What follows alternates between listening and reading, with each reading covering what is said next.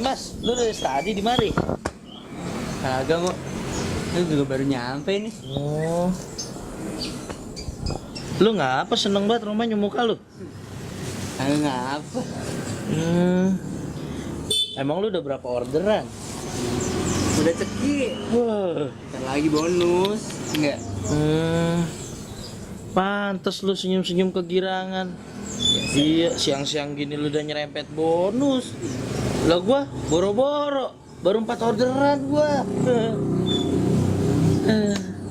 Keluarnya kesiangan kali men. Makanya rezeki lo jadi patok ayam kan tuh. Ya gue bilangin nih. Jadi orang tuh harus lebih berusaha sama bekerja keras.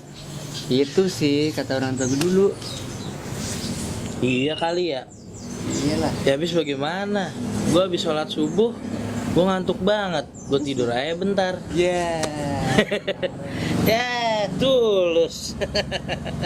Aduh. Aduh. Gua ke dalam dulu ya bentar. Udah mau zuhur ini. Oke, dah. Yuk.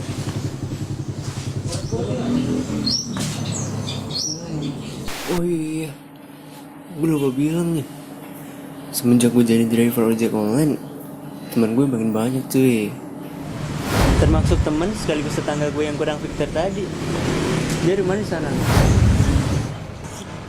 Kalau gue di sini. Oke, kita lanjut lagi ceritanya.